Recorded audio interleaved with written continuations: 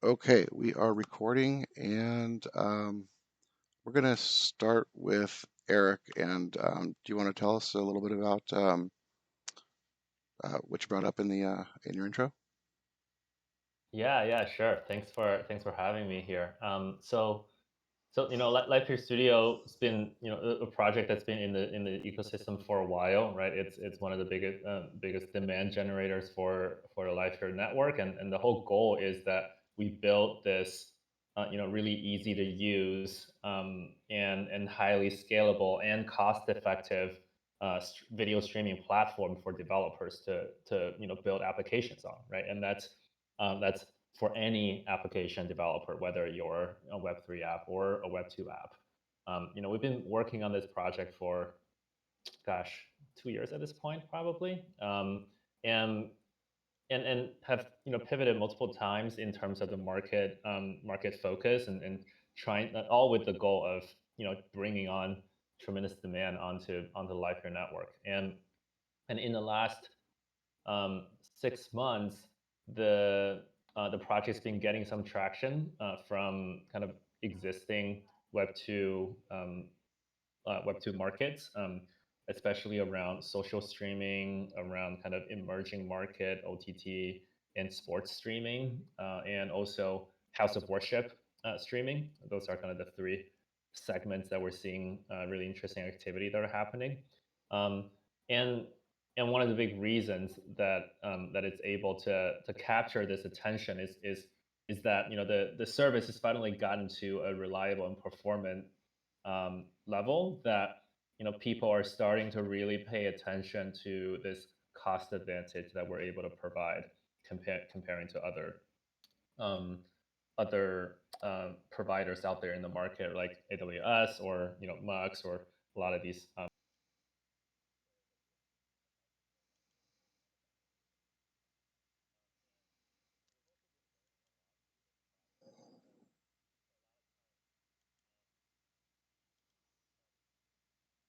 are offering video API services have already been in the market. They have these like special arrangements with their customers that you don't know about until you really start to talk to them in person, and then they'll let you know kind of little by little. So it's been a really interesting learning experience so far.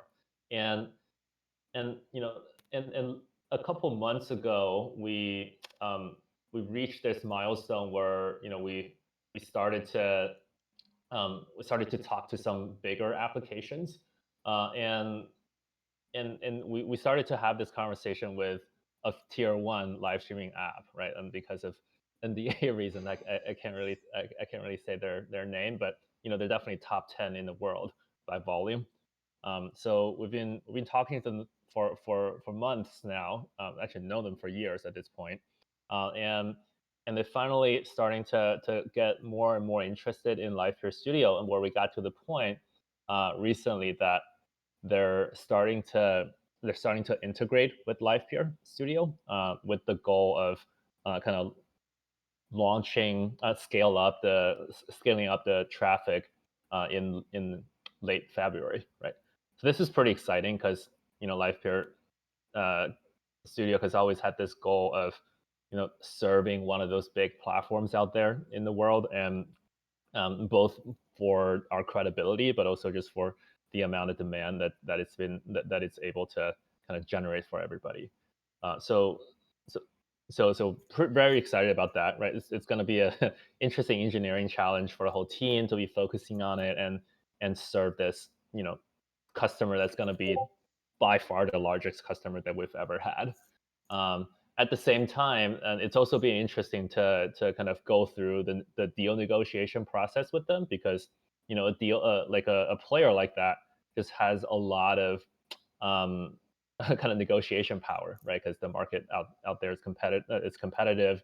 They have a lot of options in terms of deciding which service provider they go with, or even deciding on if they decide to build their own and maintain their own infrastructure, they could, right? So in the past 4 months, we've been kind of working um, through this deal and the deal terms and all the details, and we've finally gotten to a point where they said okay on a transcoding price and um, and kind of a whole package for in terms of price.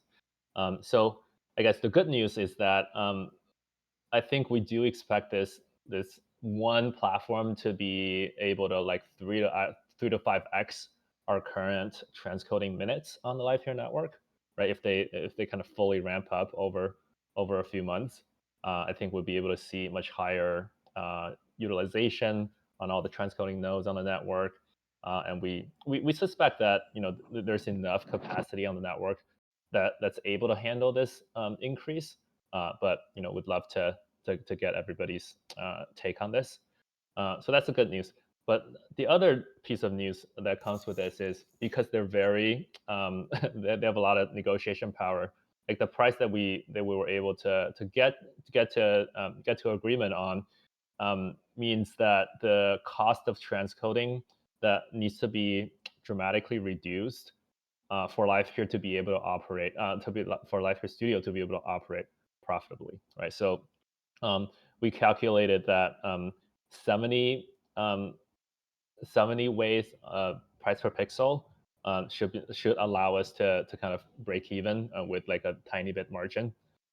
But with again, like this deal is not meant for Livepeer Studio to like make a lot of margin, make a lot of profit. It really is the biggest like it's the biggest reason that we want to do this deal is for the credibility and for the scale that it can bring to the Livepeer network, right? So I think at at the end in the short term, I think if our operators can handle the traffic increase, we hope that the fees will be the same amount with the increased amount of traffic and the decrease in price. But we think overall, in the longer term, of course, that'll help us attract even bigger, more scaled applications, and so I think in the long term, it should be a net positive, right? I still have a lot of details to share. I have a number of details to share.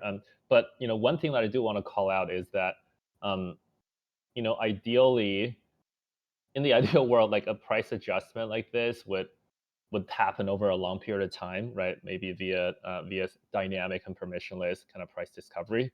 Um, but given kind of where we are right now, given the technical complexity in doing that discovery, I think we haven't moved as quickly on that as we wanted, and also given the time sensitivity of the deal, like it's hard to time when these deals happen. They just kind of happen, and you have to take it, right? Or you have to take it or leave it. So would love to get people's feedback on this as well, get people's reaction on this.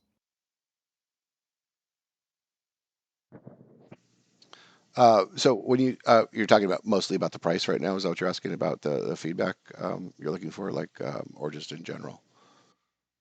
Yeah, I mean in general, yeah, I guess the proposal is that for the orchestrators on the network to lower the price to transcoding price to anywhere between, let's say, like 50 to 70 wave price per pixel range, right? So that way we can still allow a little bit of price competition, but we're able to then operate without loss for this deal.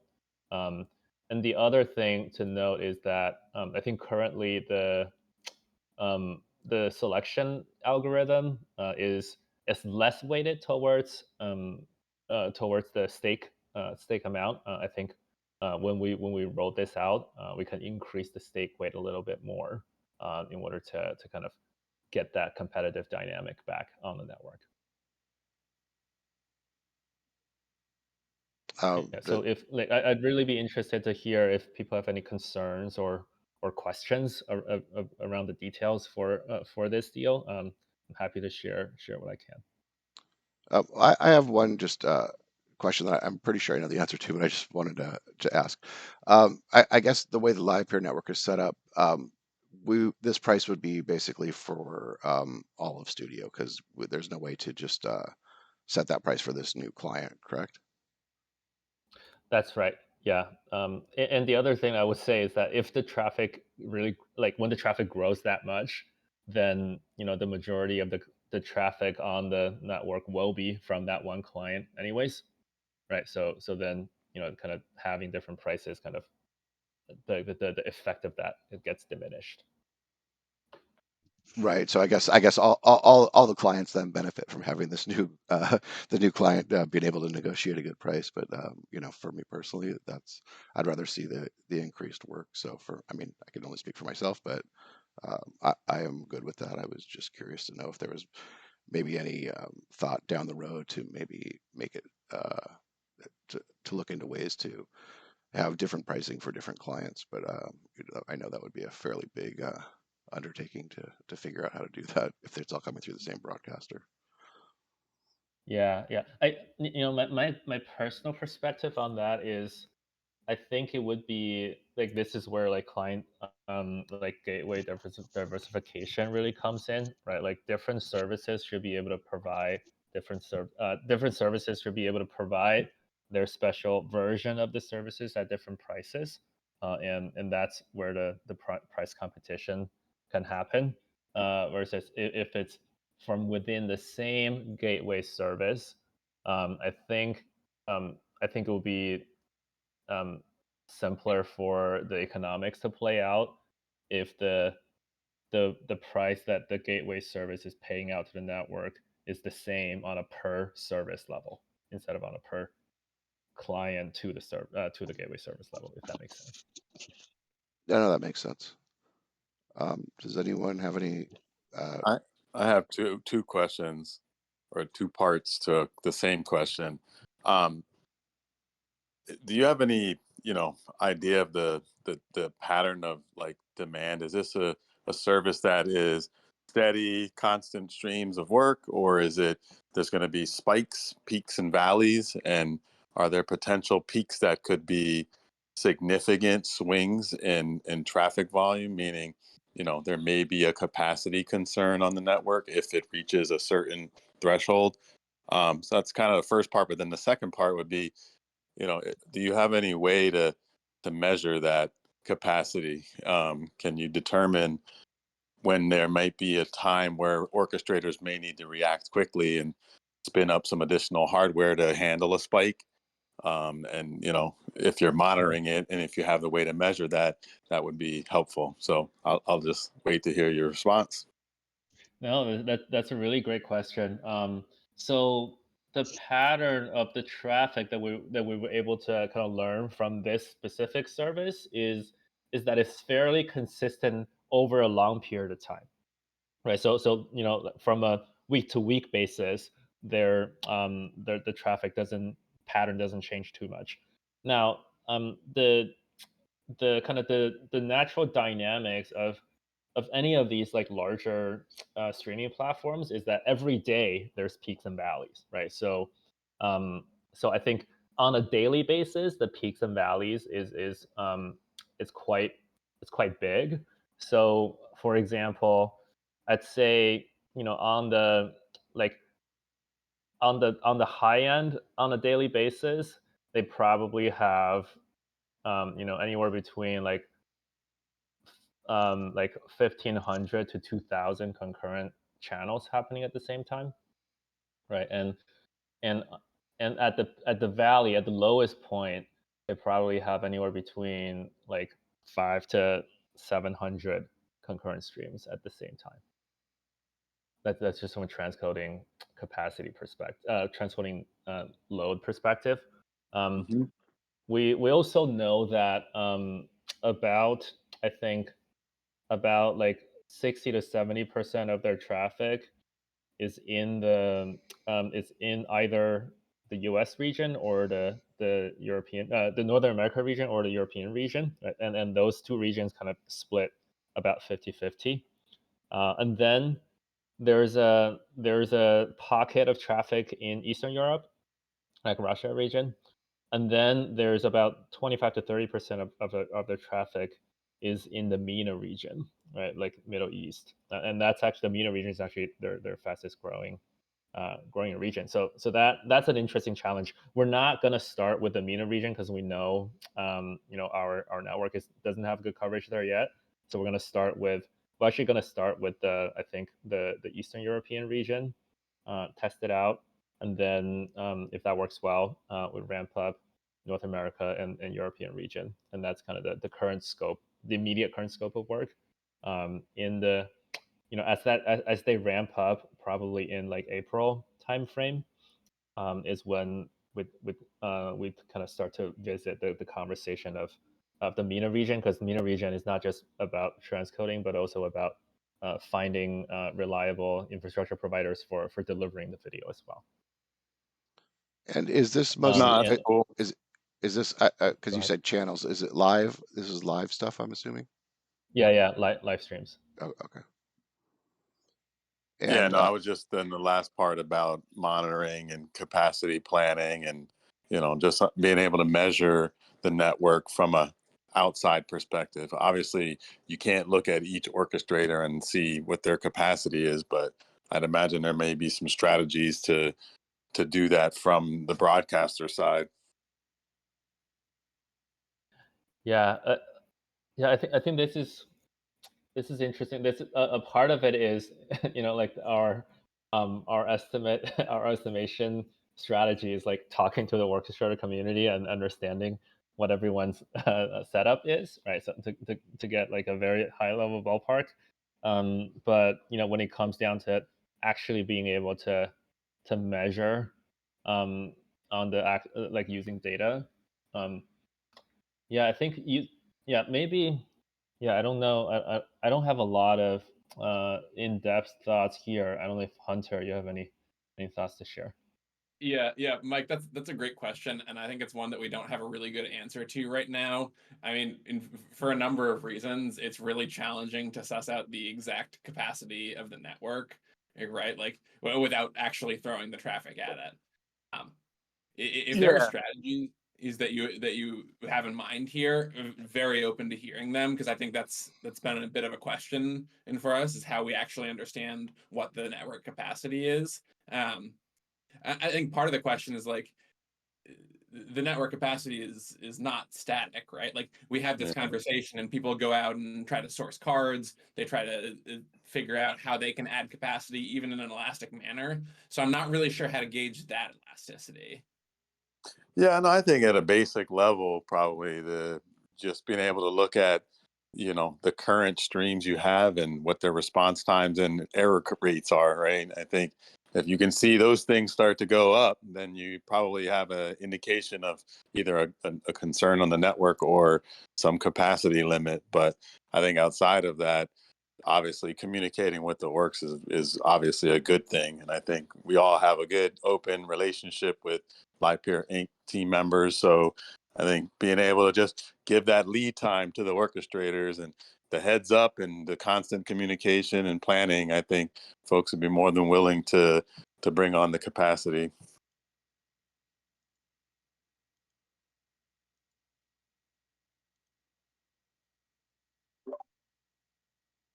Yeah, I think that makes sense.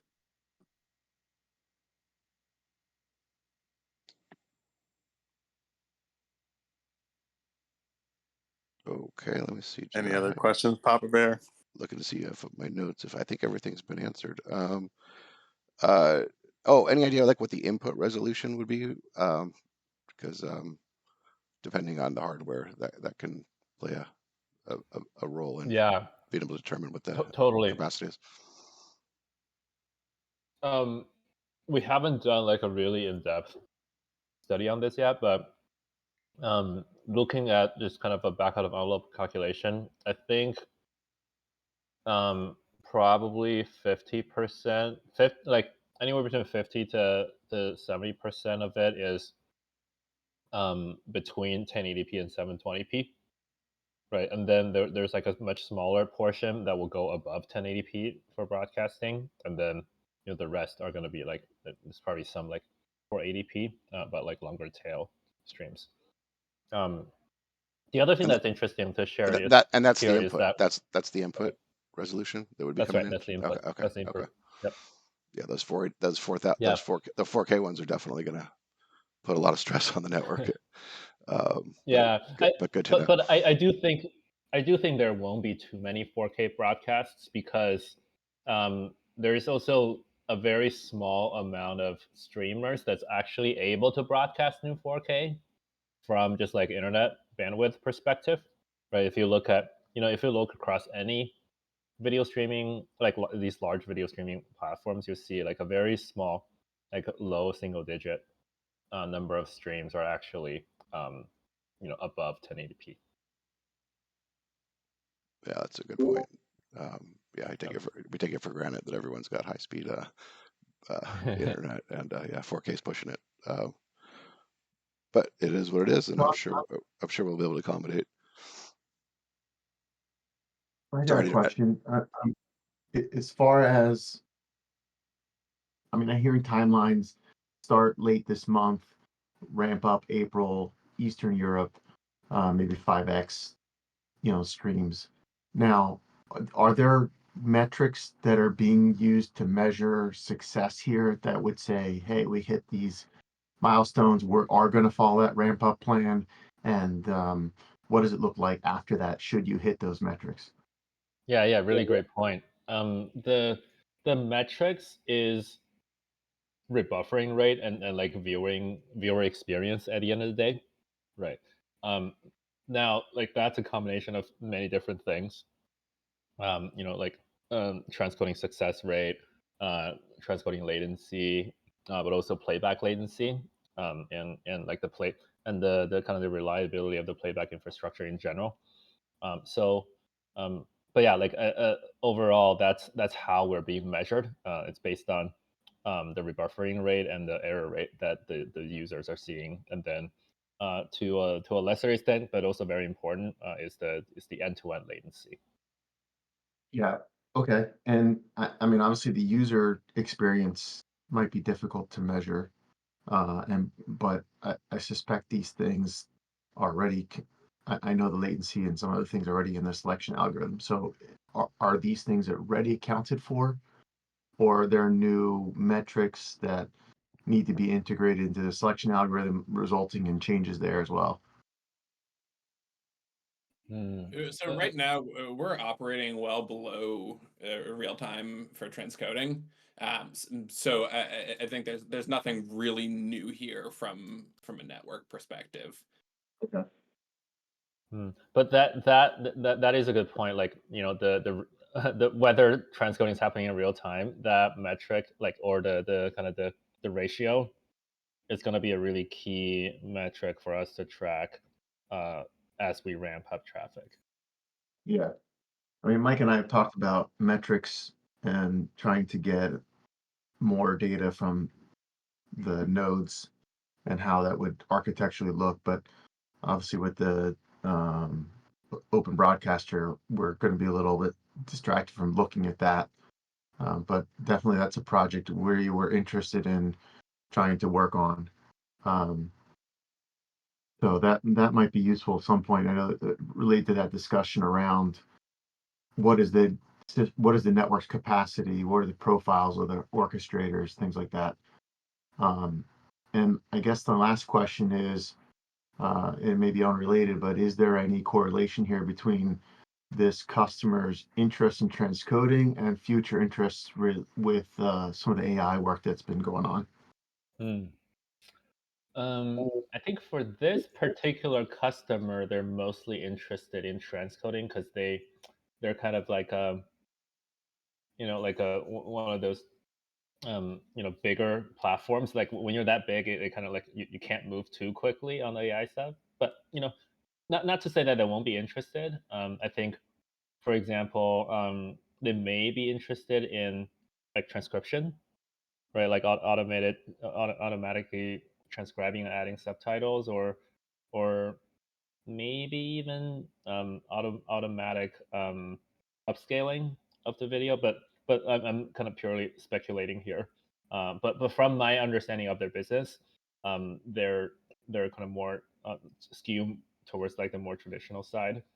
Now that being said, we have talked to a lot of companies, right, that are like, hey, like if you guys have a really cost-effective AI, AI infrastructure for video today, like we'd want to use it. Like, and if it's good enough for our use case, it meaning like the result is high quality enough and is reliable enough, like we jump on that in a minute because there's just so much demand out there for this type of work.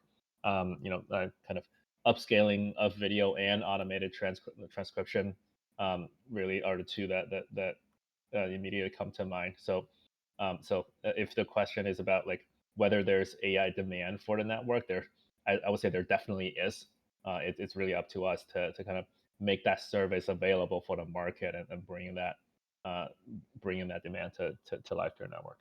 Yeah, I would assume the state of things would be that that's a long term, and if it was even talked about, it's more passive at this point. Then hey, that sounds interesting, but let's focus on the work at hand with transcoding, because all that other stuff, to get to a real end user application is probably going to be involved with network capabilities and different segments of orchestrators with different capabilities and transmuxing the different networks coming together. One's bringing transcription, one's bringing AI generated images, and others bring transcoded results and packing it one and putting all in one frame, one after another. That's a lot from where we're at.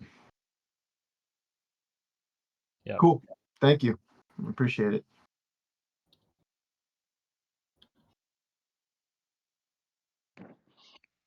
Okay. Does anybody else have any other questions? Or Eric, is there anything else you wanted to add? I have a couple things maybe I'll add a couple of details here. Like as I've been having some individual conversations in the past couple of weeks, people have mentioned that that maybe there should be a tool that allows the individual orchestrators to set a more appropriate session limit for their own setup, because like an automated tool, because right now we hear that sometimes especially in the newer orchestrators aren't really sure what session limit to set, or maybe people are setting the wrong session limit, right? And that impacts their kind of quality of service to the network. I think that's a great idea. I think that should be like uh, a fairly well scoped, open source contribution. Like I would be interested to see a proposal in the ecosystem for like a self-contained, maybe like a SPE project or something like that.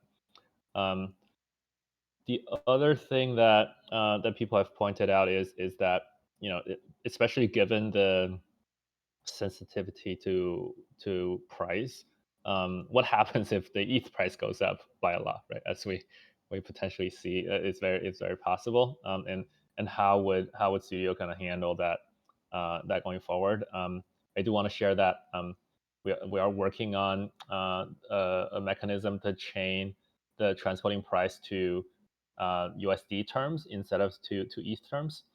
So I think that would, when we release that feature, hopefully in the next month, that will kind of address this issue. Wow, that that was a nice little nugget. Is that core protocol or is that a studio only thing? Broadcaster specific. Broadcast, yeah. Oh. Yeah. So the gist is that the broadcaster, and by the way, we'll provide orchestrator side tooling for this as well. But the gist is that the broadcaster would vary its price per pixel according to the ETH spot price, in the interest of maintaining a relatively stable price. The exact cadence at which this happens, I think, is still to be determined. But obviously, there's going to be a tooling so that orchestrators can respond to this appropriately. Cool. Yeah, I had another technical question. I know that there was discussion, I don't know if it was the last water cooler, but I think it was about potential I guess upgrades to FFmpeg. Is that something that is tied to this initiative here that you guys have with this customer? And is that something that you would see as bringing some sort of improvements? I think I currently am looking at that project as a separate in a separate track. Still very important. I think being able to upgrade the FFmpeg version is going to help a lot with just the cleanliness and the maintainability of our software. But I don't think it's a requirement for this specific customer. Yeah, I'm still familiarizing myself with the code, so I looked at it a few times. There's definitely some custom stuff in there. I'm not quite sure what the impact would be of ripping out FFmpeg and just dropping in a non-proprietary build. But anyway, will be an interesting one when it starts moving to take a look at its progress and see how to help out. There are 2 orgs in the community today that are actually working on that, and I think they have some success. There's just some more iron, some wrinkles to iron out, but I think there's definitely movement there. Yeah. I haven't looked at those branches, but I did see, I forget who it was, but yeah, I did see some of that. Thanks, Mike. I forgot about that. Yeah, I don't know if Brad wants to speak on that, but I know Brad's been working on some stuff, and I think Tom is also done some work with Yeah, FFmpeg as well. I've been working on it, and I've had some success actually in just the last couple of days, but I think it's a little early to get too far into it. But it has ran. I've ran an AV1 transcode from a broadcaster through an orchestrator, and confirmed it transcoded an AV1. But like I said, I've just ran it through. There needs to be more testing on that, I think, or quite a bit more. Nice. Yeah, that's It was- exciting. AV1 is definitely another thing that we hear quite a bit on the market, because if you look at the AV1 transcoding service landscape, it's really expensive. It basically anywhere between 3x to 15x the the H.264 transcoding price, and I think we have a big opportunity there, especially as AV1 becomes more and more popular in the streaming world. Yeah, I agree. Speedy, most of the work was updating like the API provided from FFmpeg and the C integration part of it. And with FFmpeg being around for so long, when you search stuff, a lot comes up from many different years. But like I said, had some success in the last few days, so it's pretty exciting. Nice. I thought you had a repo or something out there that I saw recently, so might go look around, take a look. Yeah, put it in here. I can put it in the chat if you want. Yeah. Speedy's favorite programming language is C, so you'll definitely make them feel good. Oh, I should have reached out to you a long time ago. It's my least. That's a lot. I'm joking. I don't think it is his favorite. Wow. I like it better than other languages, which will not be named.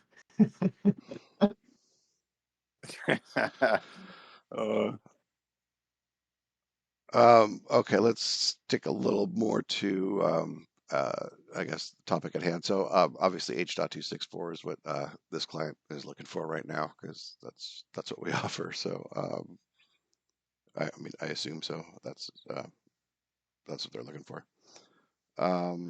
Let's see. I have no other questions. Does anyone else have any questions? Or Yeah, Papa Bear, I have a question to Eric. shoot. So congratulations on the upcoming potential deal, I guess, Eric. Thank you. Maybe I didn't understand all of it, but so you're saying that there is this top 10 broadcaster, and they would want to work with a price above which they will just say no, I guess. And you're asking orchestrators if they could make an adjustment to their price, because price will go down, but overall demand will go high, so their revenue won't change, but overall it will be, of course, better in the long term for the network, right? Is that correct? That's correct. That's the gist. Yeah, I mean, it's an open market, but of course, we could make a deal here. They could make a deal here. So, is it going to be like, I don't know how this will work. I mean, there are 20 people here. Maybe they are all orchestrators, but there are hundreds. There's 100 orchestrator in the network, and even if 10 of them makes that price, it's going to work out, isn't it? You mean I mean, in the sorry. open market, how will this work? I mean, it's an open market, but they can always adjust the price. They can always up it, right? So, my understanding is it's a top 10 if it's a top 10 broadcaster, we shouldn't miss that chance, right? It's going to be better overall, advertisement wise, like uh, PR wise, like from every angle of the network, we shouldn't miss this chance, right? Yeah, I think it's a really exciting opportunity for us as well. So that's why I'm kind of bringing this to the community. And by the way, like just Osman, your point about how do we communicate this to the wider orchestrator community? I'm planning to write a forum post just to kind of like communicate this more widely to the community after this, maybe later today or tomorrow. But but like getting back to your point of like is this a good thing for the network? I think my personal belief is that it is, right? Because as the whole point of we kind of created Livepeer, the Livepeer network 7 years ago, 8 years ago at this point, with this vision of being able to power a large percentage of all the video on the internet, right? And I think this is a small step towards that direction, and a pretty significant one. um, but it's a decision that's not to be taken lightly, for sure, because we are asking the orchestrators to lower their price by quite a bit, right? And so I want to just bring this to the community, and kind of hear what everyone has to say and everyone's concerns are, for sure.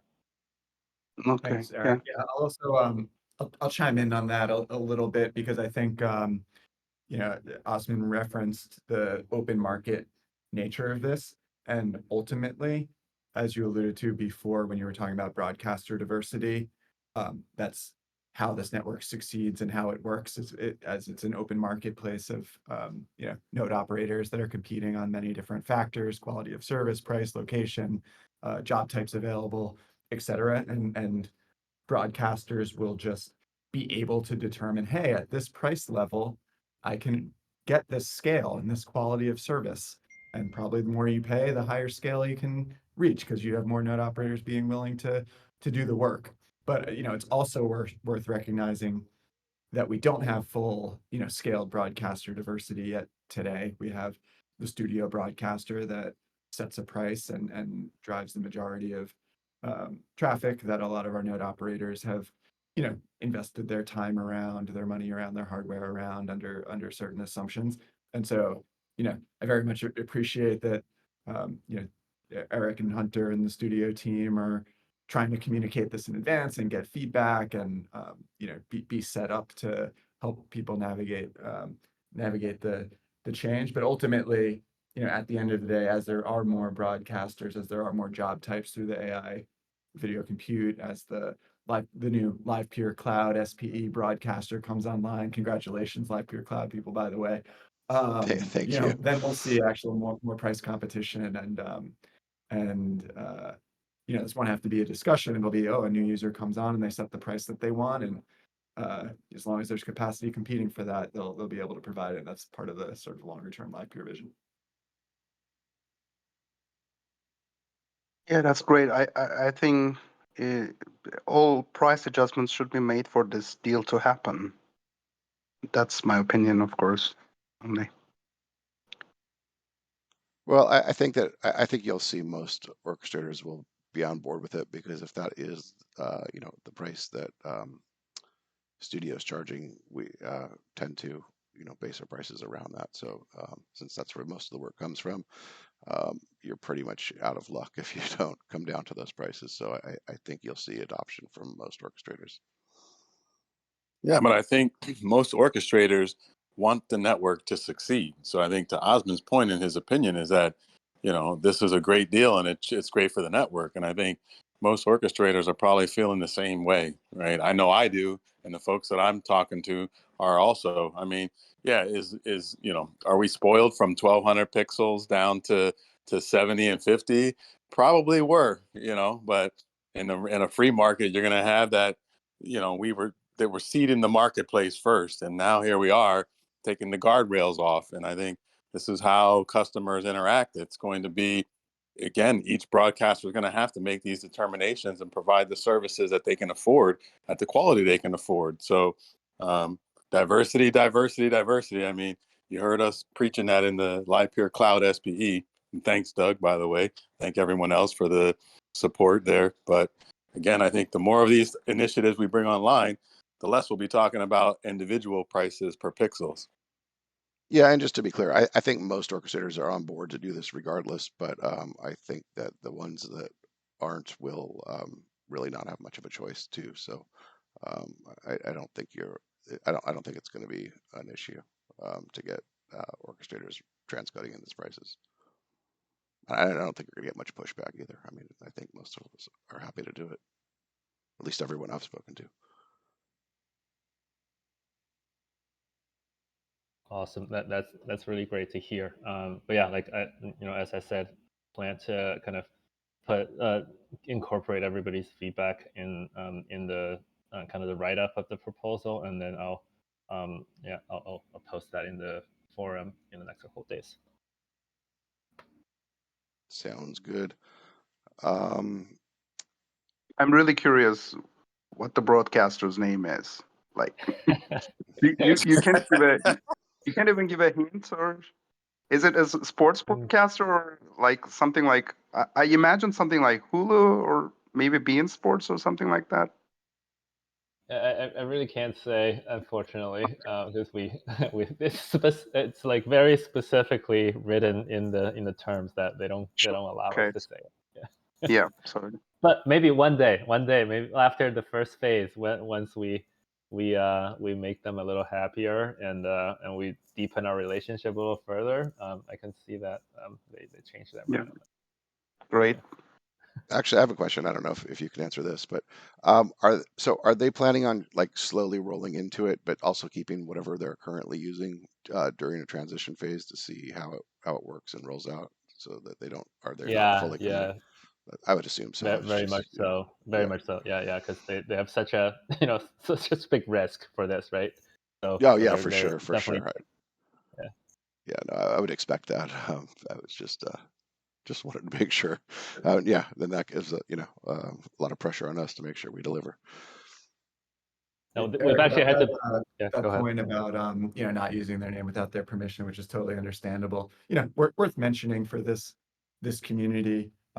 If you're observing the streams that you're transcoding and you have a sense or whatnot, maybe do a favor and don't tweet that out or don't share that out super broadly right away.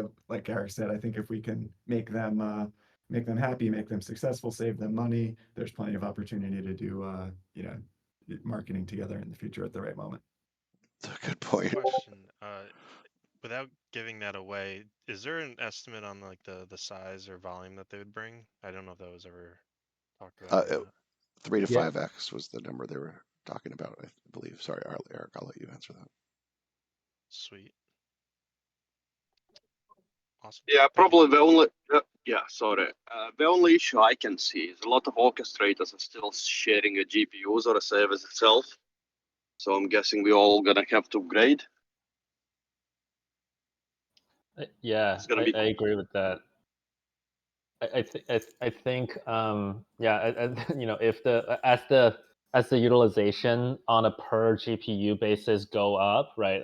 I think very quickly it'll make it unsustainable to share the GPU across multiple orchestrators. Regarding that, Are we confident that the failover is working for streams? So, or the redistribution. So if like orchestrators are capped or even crash since they didn't set their cap right, are we confident that the network can handle the redistribution? Because I think in the last few months it hasn't really been used, right? It actually sort of has been used in the past few months. Right now, there's actually a pretty high rate of segment swaps on the first couple of segments of a live stream. So, to our knowledge, it's working well. Although I think it's a great point that that's something to confirm. Any idea why that's happening on the first few segments where you're seeing it? Open area of investigation. Okay, fair enough. Yeah.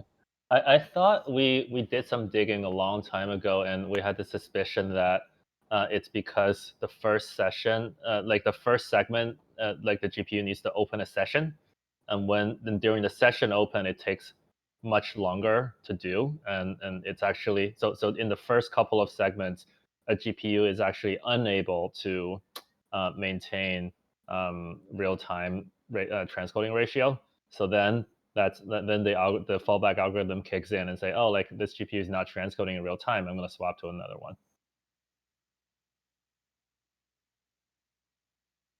Yeah, it's very possible. I think it's something where we have to do a little bit more digging. We did some work around this and like it reduced the rate quite a bit, but there's more to do. It's very possible that it's a real time issue. I see. It's like peeling back the layers of an onion. Yes. All right, that part of the so code I is guess very complex. Yeah. I can confirm it is like peeling back the layers of an onion. Being that I just went through most of that code. Well, and we also saw from your testing, Brad, that I mean, it confirms that those first couple segments, or especially the first segment, takes considerably longer than the following segments. So, yeah, and I wonder suspect if I'm just theorizing here, but I wonder if there's a way to have like some sessions just open, ready to use on the GPUs. I don't know how sensitive it is to the resolution on it. I think it would have to change with the resolution, but you could have one open, given that we're using pretty known resolutions most of the time. So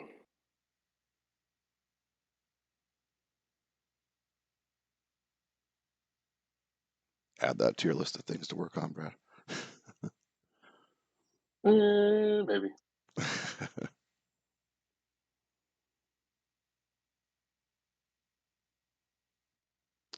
All right, we are getting close to an hour. Is there any? Does anyone have any other questions, or Eric, do you want to wrap this up, or? I have one more question, if Sure. I could. With it goes back to the scaling part. We've optimized, and lots of GPUs from NVIDIA will transcode H.264. Any guidance or thoughts on how we should look at upgrading or expanding our capacity? Should we focus on just H.264, or should we have the eye on newer GPUs? I think H.264 in the near term is still going to be the predominant demand. That's just looking at the current Livepeer Studio business. I do think obviously the AI stuff is really exciting, and I think that may change just in terms of what kind of cards are able to do any of these like newer AI inference. I think it like the older like the 1080s are definitely not able to do that, right?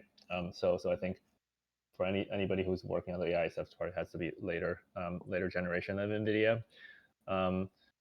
And we're also seeing some interest on the market for AV1. So I think for that, I think some some people in the orchestrator community already have these net-in cards, right? So I think that's a pretty interesting area to explore. Just transcoding processing units that are specialized to just do transcoding.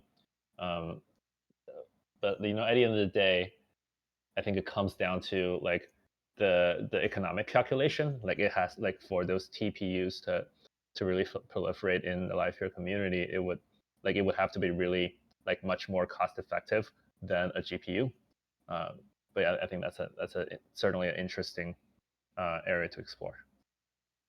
Yeah, I'd also say like try and follow like the where demand is being generated, right? So I think Eric is saying, hey, in Studio's business right now, a lot of the demand's just through H.264, and there's no productization around AV1 or even the AI video compute side yet. But when you look at these additional broadcasters that may be coming on, whether it's through the cloud SPE or through the the however we iterate on the AI video side, it's like what services are they selling? What are they productizing? What are they marketing? And that's where you have the chance to provide the compute that fulfills that demand if there is demand. But yeah, it looks like it's a little bit ahead of us, not here today. Yeah, I mean, my 2 cents is if you are, cloud hosting, I would focus on H.264 just because of the cost is a lot less. I mean, to get cards that can do AV1 is a lot more expensive in a cloud situation. If you're self-hosting or co-locating, then it may be worth looking into cards that can do AV1 as well, because the price difference on the cards not. I mean, they're more expensive, but it's not crazy difference, and I think you can absorb that cost easier. But to get a server from like Hetzner or something like that, you can get that relatively inexpensively. But if you need a card that is a 40 series card in a cloud environment, it's going to cost you a lot more money, whether it's 3 or 4 times the amount. So without the demand being there, I think it would be hard to justify just for the AV1 part of it. And I guess also kind of for even for the AI stuff, you probably want to be self-hosting that or co-locating and get a good deal on a rack rate. But just my 2 cents on that. Yeah, I agree. I think you got to focus on what's immediately in front of you. Get that going, and then also have the eye on the future.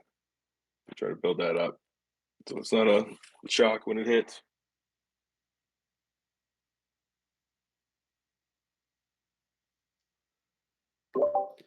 Since we're at the top of the hour here, could I quickly mention the AI card benchmarking Absolutely. script?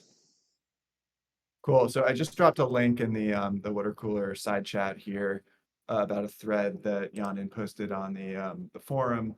And basically, we have the beginning of a script that orchestrators can use to benchmark their GPUs on AI video inference. And there's a link to the script. There's examples of how to run it and what the outputs are. And I see that people have already started to share back some of their outputs of their own benchmarking their own hardware, which is great. A couple of things I wanted to highlight. One is there's support for, I think, 5 or 6 different models. There's like text to image, image to image, image to video. There's stable diffusion standard. There's SDXL, SDXL turbo. So different models. It's actually helpful to see the outputs of all of those models on different cards. So that's one thing I would highlight. And the second is, I think this is like a very early script.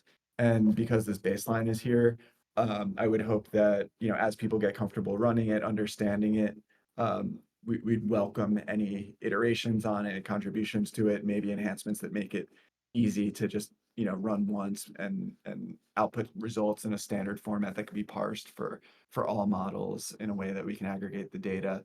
I think it'll be really helpful for the O community, maybe see some standard outputs for, hey, for this card, here's the benchmarks, for this card, here's the benchmarks. And then we can, set up some experiments to improve them over time through optimization. So, I don't have a lot of specifics, but I would just say this is a ripe area for contribution and probably some funding available through grants or the AI Video SP if anyone wants to take on a little project there. Yeah, sounds good. I will try and get some benchmarks up today for, I've got a 4090 here, so I'll try and get some up for that. I got the Docker installed, but I didn't have time to install the models yesterday, so I'll try and get that this afternoon. Awesome. Was there someone else that mentioned the AI thing too? Benchmarking, was that you, Brad? Am I just? Oh no! You were I haven't done it yet. Yeah, no, that's right. You were talking about the errors with the fast change, or I forgot what it was, but the change error that was happening. So we'll come back to you. Sorry, my bad. All right. Well, I don't want to keep Eric and Doug. If you guys want to take off, you're welcome to, or you're obviously welcome to hang out and stay. But appreciate you guys coming. And I got to jump, but thanks, guys. Thanks for having us. Talk to you soon. Thanks and congrats, guys. Thanks, everybody. Talk soon. Okay, we are back down to the normal group here. So let's see. Well, speaking of Brad, did you want to talk about I forgot what the error exactly was, but The expiring ticket for Amsware Titan's node went completely offline because his RPC provider. The expiring ones, not the other error you were seeing. No, that was the other error. To go on this tangent for a second, was an FFmpeg filter type error, and it just, I don't know what caused it. I think it was just a bad stream that was just floating around. Yeah, I looked this morning. And they were trying to change something. Yeah, I didn't see any of those myself this morning. I mean, I looked this morning and didn't go too far back, but didn't see any on any of my nodes. So I'm assuming that probably corrected itself. But and so the error I was talking about, to give a small overview or short overview, it was Titan's RPC was returning the L2 block, which is a much higher block, where the normal process is it returns an L1 block. And each ticket parameters that the orchestrators send out to the broadcasters has an expiration block on it. So those parameters are only good for X number of blocks, and it's pretty short. I don't know. I haven't looked into this much yet. My question to you guys is, if we were to increase that expiration block, and if this works, to say 1 day, or the estimated blocks it would take to get through a day, right? Would that be an issue for the orchestrators? The only downside I see, assuming nothing else breaks, is you wouldn't be able to change your pricing as fast. So a ticket parameter you sent out maybe a day ago would still be valid. It can still be used. What's the main advantage we're getting from this? I mean, it would, if it all works. So in a perfect world, if it works, it's just increasing the expiration block, differential. If Go Livepeer would not crash streams if the underlying Arbitrum network went down, say for 2 hours, 4 hours, 6 hours. I see. It gives a result again. Because tickets can be claimed over 2 days. So if you have 2 days to claim a ticket, so I would think the Arbitrum network, we haven't seen this, would not go down for 2 days, right? But with every ticket that gets cashed, or if an orchestrator gets a winning ticket, it's 1/100th of the broadcaster's deposit at a minimum. So you run the risk of, if 100 tickets go through, there may not be a broadcaster deposit or reserve to claim the ticket. Right. I think that's a pretty small chance. I don't see that being a major risk. In my view, if I lose out on 1 ticket or 2 tickets in that scenario, I don't think that's a horrible thing, with the benefit of the network not going down and transcoding keeping working. Yeah. What is does anyone can anyone think of how long? What's the longest we've seen the network go down for, or the Arbitrum network go down for? Do you think we need to go a full day? Or I guess I have how, no idea. yeah. That was just something I threw out. It could be a day, it could be 12 hours. With Ethereum on proof of stake now, I think the blocks are a lot more regular. There's not as much variation between blocks, but you could get a pretty good estimation of whatever the block count should be. Certainly think it's worth looking into.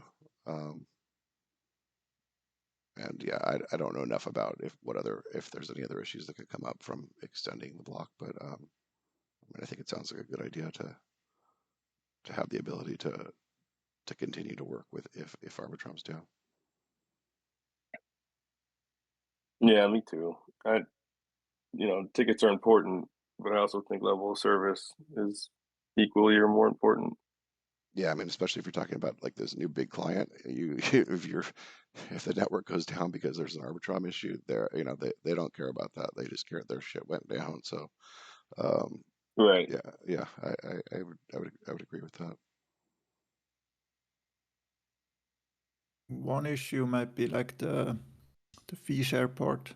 Not sure how it works, but if you say like the orchestrator can be offline for 12 hours and collect tickets, before it goes online, basically again, it could just push a fee cut adjustment to keep all the winning tickets that it collected and do it all over again. I'm not sure if the fee cut is somewhere inside the ticket, but It's not. It would just be whenever the orchestrator claimed it. That's a good point. But I think that's a complicated thing with how the whole payment structure is set up.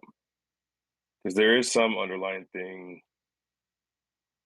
If you change your stake, or that you have an issue there with how it allocates the fees and stuff. Anyways, it's been a while since I've looked at that. But that is a good point. If it could be abused, where you just don't have, say, you don't have ETH in your account that's redeeming the tickets, and then you just change it. I don't know if that's possible to actually execute with that 2 days time frame. If you did it for a day, changed it on the second day, I'm not sure you'd be able to claim the winning tickets appropriately. Well, doesn't it Yeah, I mean, increase the risk too that someone else could claim your tickets? Say your server was compromised, it just gives them more window for them to access your tickets. I mean, it's probably a smaller risk. I don't think anybody else can claim your ticket. I think that's a ticket's unique between that orchestrator, but there is a random hash that has to be changed for each. Every time there's a winning ticket, like the hash has to be changed, like the random number to kind of a seed, because then that number's known. So there's probably some long tail stuff to this.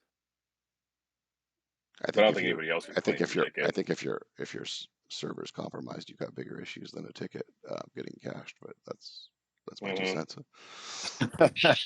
Yes.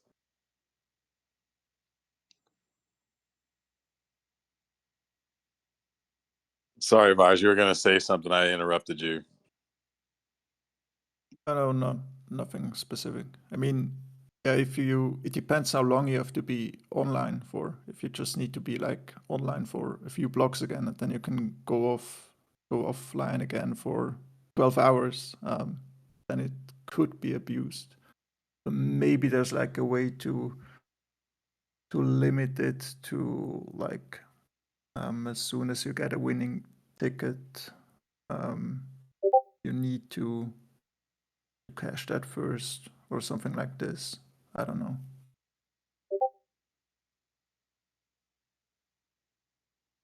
Yeah. I'm not sure. I think the first test I might try is just to see if it even works. If I just add 1,000 blocks or 10,000 blocks, turn off the blocks RPC provider and see if everything crashes. It will eventually. I just don't know how long it stays up. I mean, I've seen small outages to RPCs take nodes down, meaning they lose streams. And I've seen it where, like we had a sustained outage at one point, I think earlier this year, maybe late last year, where it didn't seem to affect anybody. Like here, I think the RPC services were down. Like I would see my node went down because Arbitrum went down. They had a sequencer issue. I think it was a funding issue, but it seemed like streams were still coming through under that scenario. Like no new blocks were coming in, but everything seemed to work. But so it's hard. I'm not quite sure what are the trigger points that would cause the stream to be dropped because of a blockchain activity. I have yet to pinpoint what they are. I wonder if that sequencer down, everybody would have been, all the providers would have been returning the same block.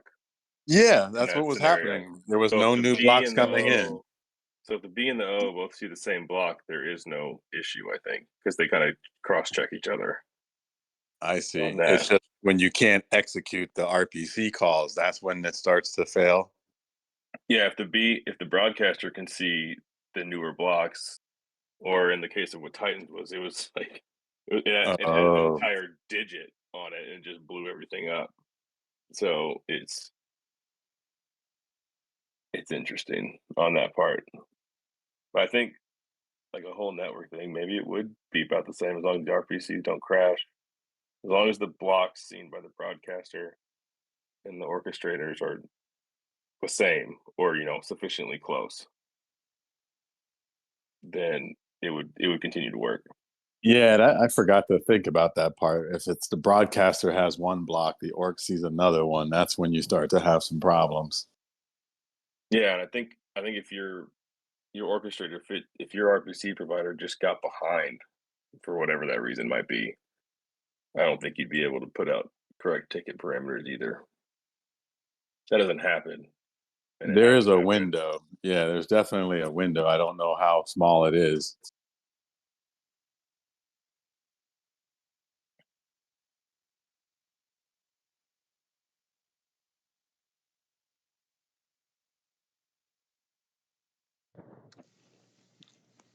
So what's the general consensus? I think it sounds like the orchestrators are open to it, but like cautiously.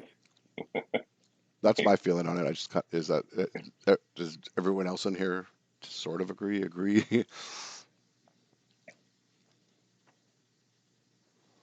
I think it's a first step of seeing if even a longer expiration block doesn't break other things would be a good follow up at some point. Well, Brad, add it to the list. I don't know how to stop access to an ETH-RPC though. I don't run my own. So I don't even know how to test it. Oh, for the testing part of it. Yeah. That is it's a good question. Mike can probably help you with that. I guess maybe I could run it behind a proxy and just nuke the proxy. That might work.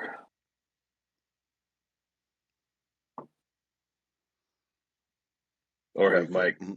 Or you can ban my IP. You can that, or you can just use whatever RPC that Titan was using that was throwing off the wrong numbers and see I guess that's what happens.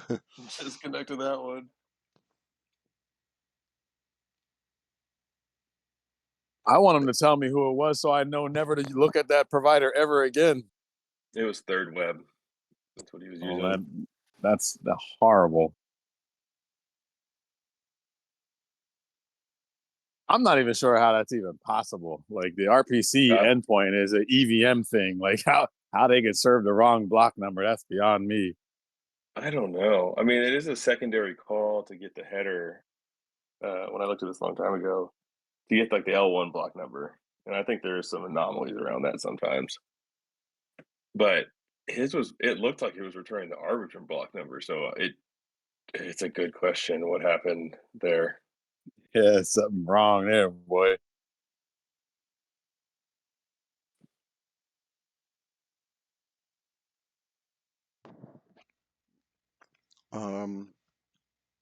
Have we gotten through this topic here, or I think so. All I right. think maybe whenever I get around to it to test it, I can follow back up on it and see if it causes issues either within the micropayment spec and or the go Livepeer. Yeah, sounds good. I mean, it's definitely something that I think could be, helpful if it gives us resilience against arbitrage going down. On a somewhat related note, I do have my test broadcasters.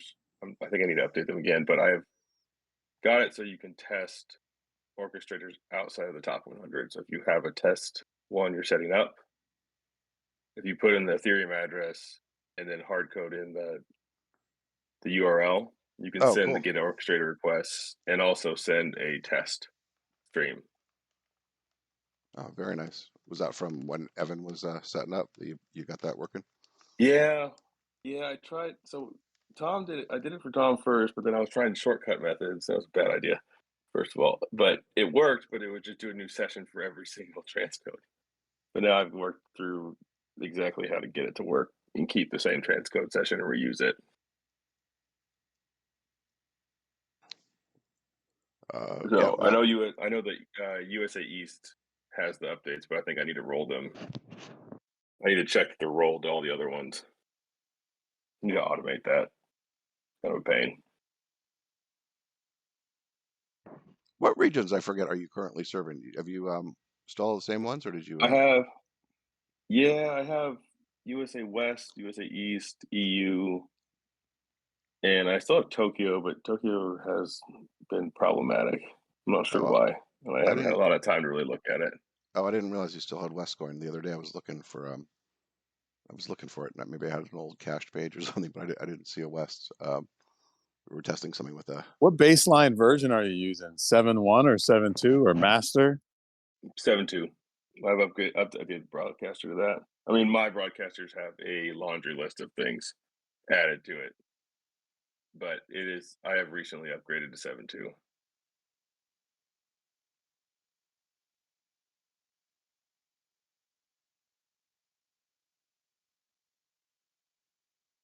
I don't think there's anything major in 7.2. No, But I actually haven't upgraded to it, and then I saw there were some posts about someone was having issues when they upgraded to it. So um, you didn't notice anything though. You think it was just specific not on to the their? broadcaster side. I haven't upgraded my Oh, that's orchestrator. I true. usually lag. Frank, I think, is usually the first to upgrade. I usually lag behind a little bit on that, just in case unless there's something major that it needs to be Yeah, upgraded, on a coordinated effort. Yeah, I kind of subscribe to the same logic. I used to upgrade right away, but unless there's something, it's like a breaking change or something that's like a big new feature, I tend to not update right away. Partially, I guess, laziness too. No, but Yeah. Buyers, when do you usually update? Immediately or a couple days, or is there any cadence? Couple days for me. Like just waiting, I guess, for just to see if anyone's just seeing if there are any bugs or I mean the same. I do the same with new like GAF releases or no release in general. Like sometimes it just happens that there is a bug and waiting, unless it's like critical, then of course I'll just update immediately. But otherwise, there's nothing wrong with waiting a few days, I guess. Yeah. Well, Frank, you keep going fast upgrade for us all.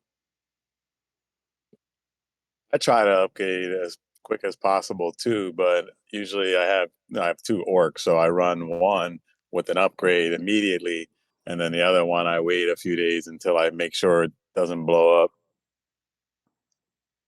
Gotta have those test dummies, man. We like to be test dummies. For my side, I just try on one of my node, and if all is working well for several hours, let's go. That's it, man. Ship it.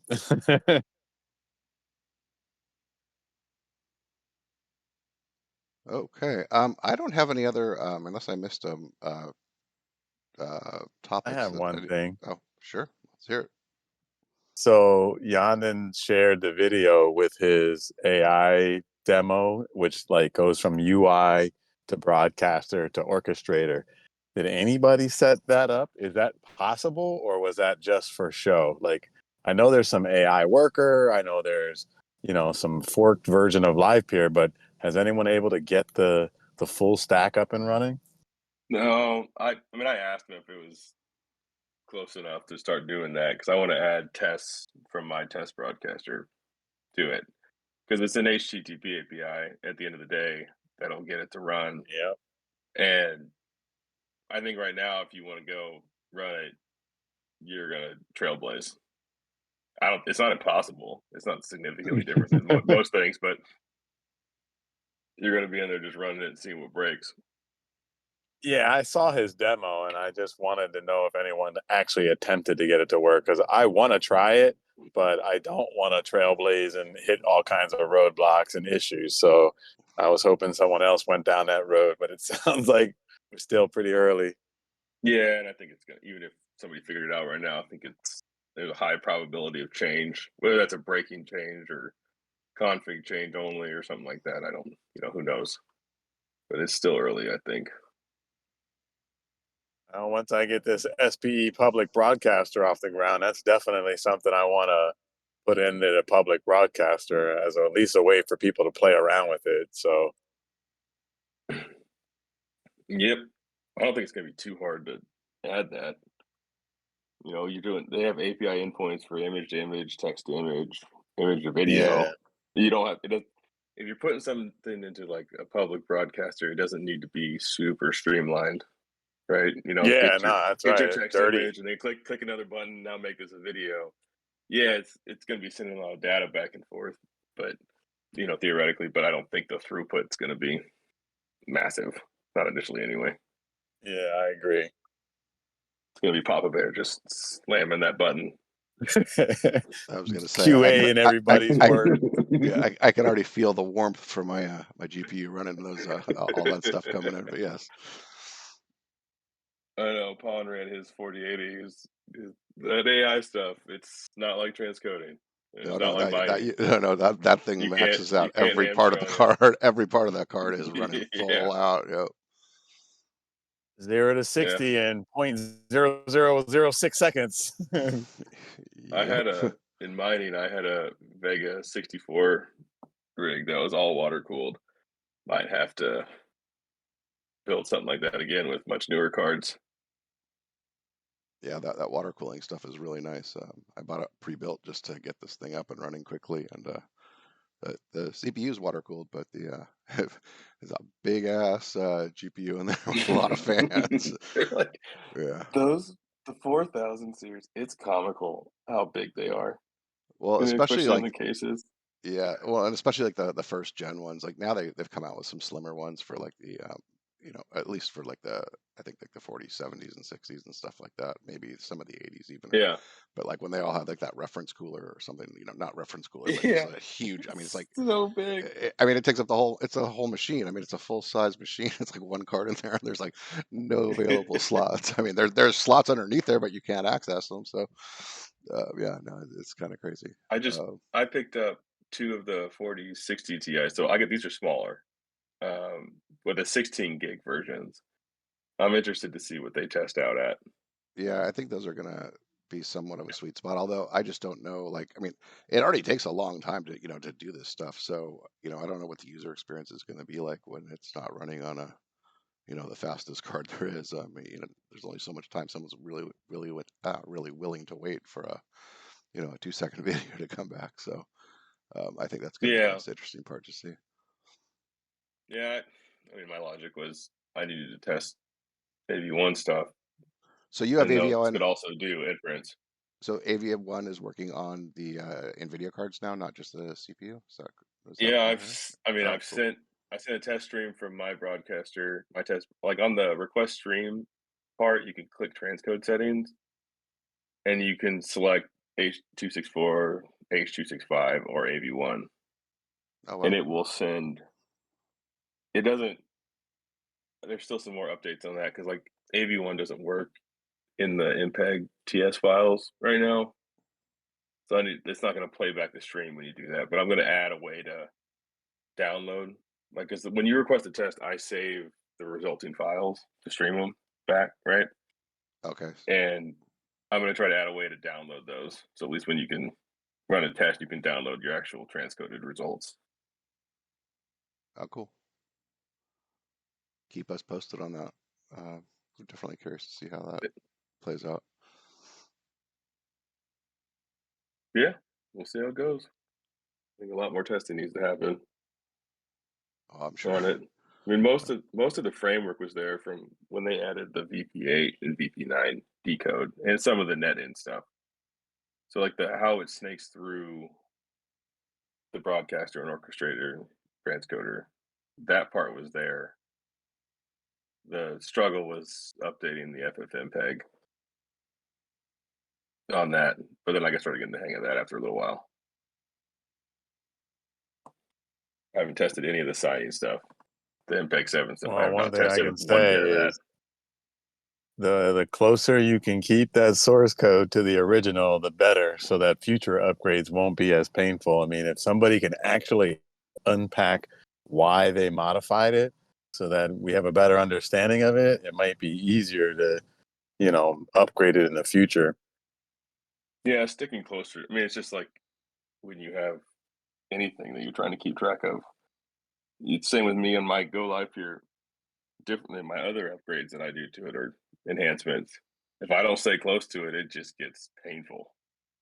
Yeah, man. I try to keep the modifications I make to the Go Livepeer code in a single commit so that I can just pull in the latest, rebase it on top, and everything just works. But if I you keep let the that thing backups. drift, dude, you're in trouble. I keep them all separate because if I get a merge problem, I don't want to figure it out. If it's not just a small little commit, it's a lot easier when it just messes with like a couple files instead of Oh, you mean the like feature 20 by files. feature? Yeah. You have feature by, oh, I see. Yeah, if you have a lot of features, I haven't gotten to that point yet. I used to have it all in one, and then I had a nasty merge problem. And I was like, I'm not doing this again. We're splitting this up. Yeah, I wish we could make the changes in the Go Livepeer so that like it allows us to just keep pushing them in, but it's always painful when you have to keep your fork updated. Like they made a massive change on from 0.58 to 0.6, I think, where they like moved all of the code out of the main file into a different file. And when they did that, it was like, you talking about merge conflicts, man, that was like so painful. Mm-hmm. That's when you just get coffee and go, well, gonna be here for a couple That, hours. that's right. Copy it back down, delete that merge, and copy the files in. Yeah. Fun stuff. Now we're definitely in the weeds now, boy. Yeah. I have a lot of commits on that broadcaster introspection that I just never got around. I finally split them up, and they're on my fork, but I need to submit them, and that just takes time. I've just never done it. And we all still want some more info on that. Marco's the dashboard king. He'd probably like to see some of that. Whatever happened to that? Is that like dead now? Like, I was the only one working on it, and I got busy with other things. I submitted it initially, but then they wanted it split up. So I had to split a lot of it oh, the log files you mean? into smaller ones. Because to get some of the logs, there was some tweaks in how like the workflows worked to try to get information from one place to another, so you could actually get a log message that made sense.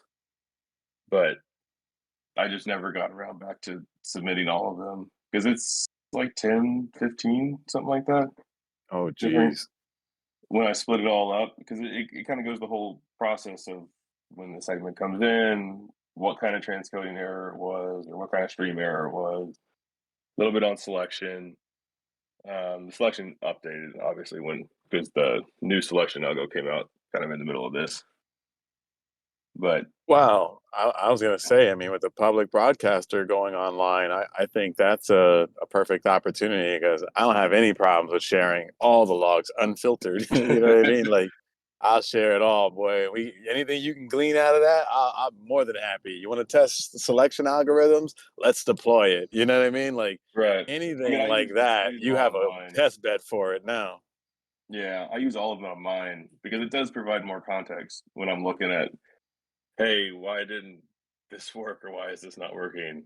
So I can try to pinpoint where or why, like, what component's not working. Is it mine? Is it theirs? Yeah, but it's Yeah. something like where you need to actually look at like like stream data in the wild in production. You know what I mean? That's why I feel like that public broadcaster is going to give you all kinds of goodies in there that should be. It's great on your broadcaster, but you want some real work coming through the system. I think that's going to be a good place for those kinds of ideas. I was thinking about a plugin system for the selection algorithm, like how that even would look like. I was thinking about plugins for tee selection when you run remote tees in a pool. I think those are the kinds of capabilities that will have a place to test them out now. Weightings for algorithms for the selection algorithm, price and stake weightings. I want to still test those things. So I can't wait to start firing in some of that stuff. I think adding the plugins, we might be pretty involved. But if you're just going to add like API endpoints to just change the weights, that'd be a good low-hanging fruit way of kind of getting a feel for that. No, Otherwise, you I was gotta. actually talking about gutting the selection algorithm process, putting all of the logic behind some interface, and then allow you to dynamically load it up at runtime so that you could swap it out, at the boot up of the broadcaster. So that was my thought. I think that aligns with what Hunter and Doug were You asking can for. you can do that. There's a webhook. If you put an endpoint in the webhook URL, you can run that selection outside. Oh, really? Mm-hmm. You might Yeah, have to that's just something I've return been one touching with the orchestrator, webhooks. but because that just returned, if I remember right, it just returns like the URL. There might be something else that it returns. I can't remember. It's been a while since I looked at that, but that's Cool. possible if you want to write it in whatever language that you want, using your data from your broadcaster or tests or my tests or Livepeer tests, whatever. Yeah, that's cool. We hijacked the show, Papa Bear. Sorry. No, you guys are good. I know. That said, does anybody else have anything else they want to talk about before we wrap this show up?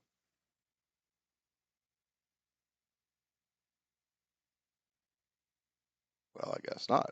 Well, do you guys want to continue Maybe next talking? time John Yeah. can talk. Maybe next time John can talk about his swarm stuff he's been working on. Not trying to put him on the spot, but this time. But maybe next time.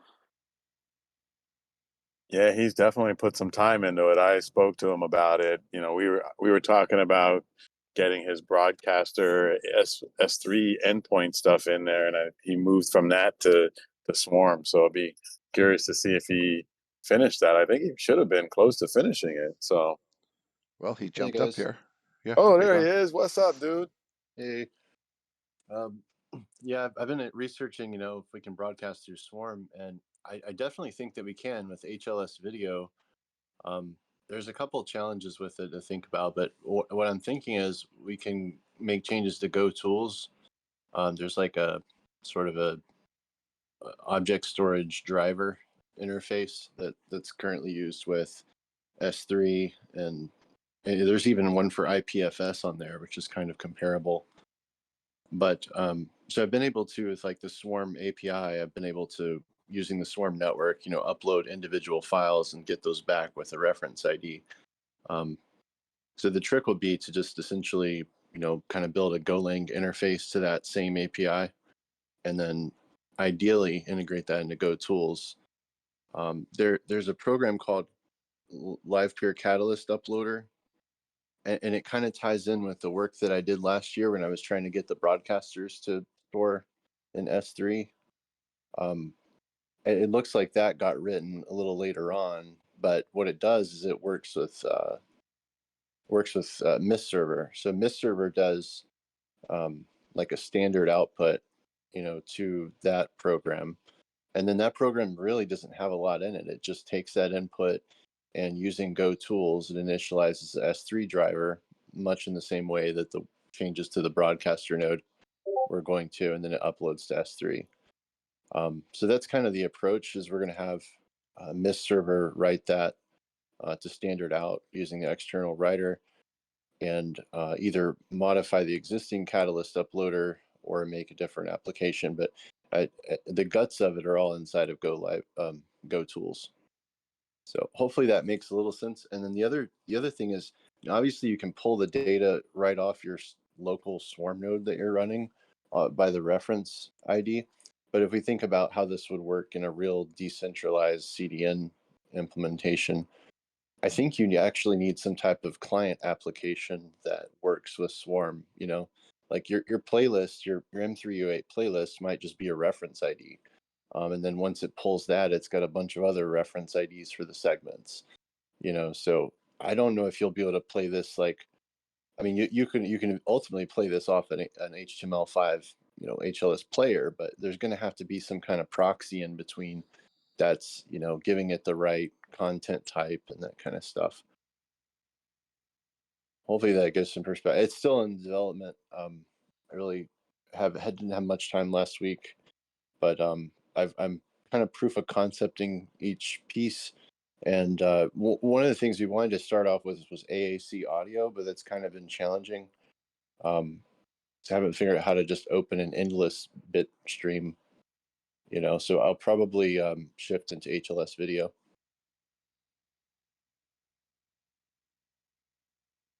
Boy, that rabbit hole is deep, it sounds like. Yeah, sorry, it was a bit of a monologue, but yeah. That's good context. I appreciate it for sure. I know you're busy. Sometimes you're too busy. You got to come out and breathe and talk to the rest of us. Yeah. Chris brought this idea to me, and there was a lot of other issues and things I was going to start working on, and then that came up, and it sounds like it's some type of grant that's been out there that's kind of going stale because everyone's working on AI and a lot of other things. So I was trying to, fill the gap and help with that. That's cool, man. Yeah, hopefully it can, translate to some real product functionality here soon. So there's a lot of other options for, building this out. I mean, there's already, Swarm SDKs available in Node.js, and, it kind of presents an even easier way of fitting all this together. But, I'm thinking about it in the context of adding a feature into Livepeer.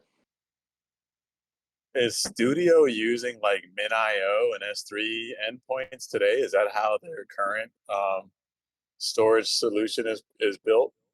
Yeah, I believe so.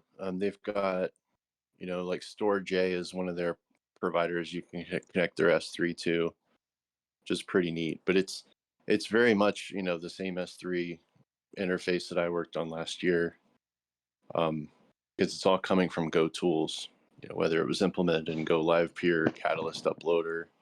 But as far as the provider that you use, you can just kind of swap that out. As you can put any provider in that you want.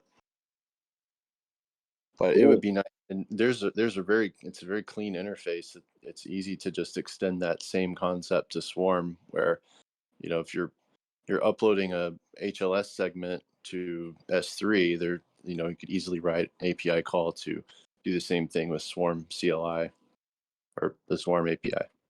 And that works with video on demand and live streaming?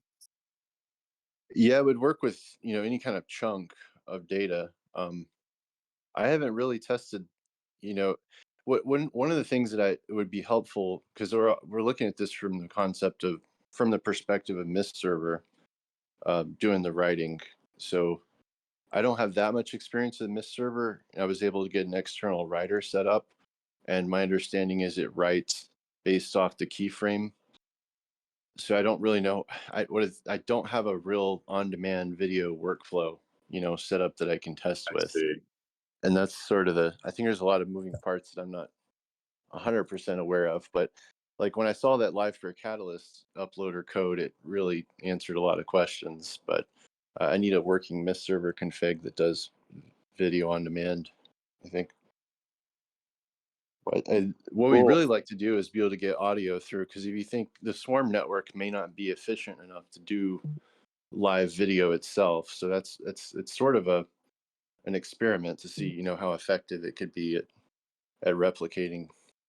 So maybe you have an application that has a Swarm node and it's pulling these reference IDs in New York, and you're in North Carolina uploading them. How much time does it take to actually pull that across and be able to watch it? Hopefully that actually works like it should. It's sort of an open question. Yeah, It that's definitely would work. great. One great use case is just storage, right? So you think of recording a video to S3, just like what we did with the broadcaster side last year. That's definitely a use case that should be realistic. But what'll be very interesting is if you can actually stream over a decentralized CDN in real time.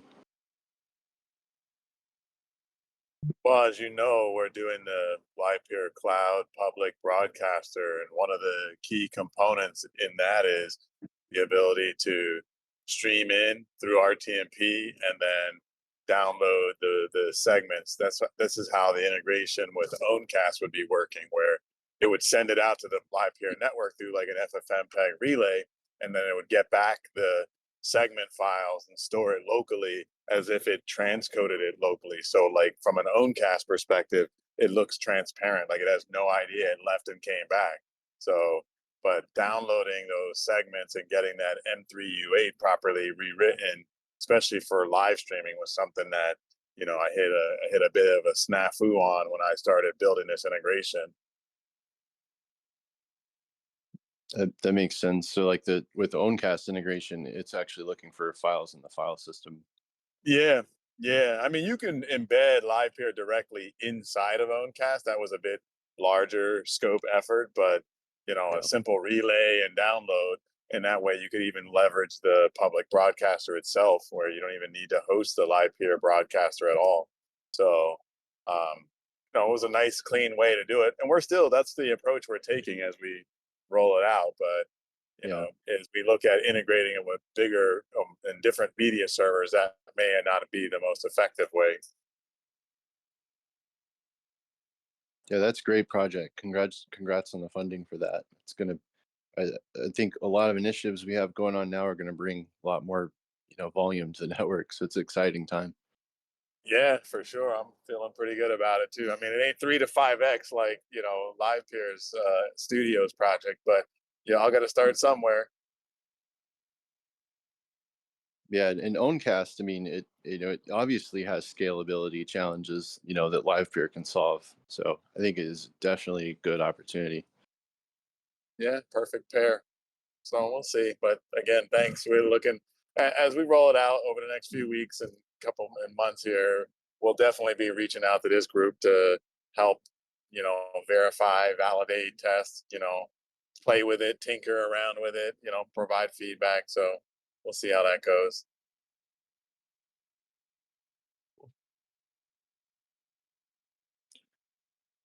Cool. Yeah, maybe Papa I'll have Bear. an update Go on ahead. Swarm later this week. Hopefully, I have an update on Swarm later this week. We can get something more functional in place. Yeah, I've also been working with the Swarm group in their Discord, trying to get some help. Okay. Well, yeah, man, keep us posted. Always interested to know what you got, what you're tinkering on. Latest, we bring Papa Bear in to host, and he's got a riveting water cooler for 2 hours, man. We got 14 minutes. Let's go the distance. Are you, Mike? Are you including the streamer kind of unions? I don't know any of these terms. The streamer network data aggregation with the public broadcaster? No, the streamer stuff, that, believe me, these guys on the streamer network are like dying to get us to integrate this project. They've been like beating down the door to get it going, and I don't have a lot of time. So I've been hoping to, I created a prototype and I created like a reference that would pair up with the Livepeer node. And I met with the streamer group as well, and we talked about the architecture. And they thought it was a good idea. They thought it was a good architecture, but we just didn't get a chance to really, iron it all out and work through the details. So it's just sitting there on the shelf. And then I hear Livepeer saying that they could use these kinds of metrics, and I think it would be good to have it just been on the sideline. There's a lot of challenges with it, though. People that don't opt in to the network, like you want as many people on the network. If you can get all 100 orcs to sign up, it would be great. But if you get 80% of 50%, the number might be, you're still blind in a lot of ways. So like you don't get the full picture, and it kind of just my motivation. I felt like, man, if you can't get 100% participation, then it just makes it less compelling, right? If you're still partially blind. I don't know. Maybe I'll sit down with somebody else and they can take it over and see how they might implement it.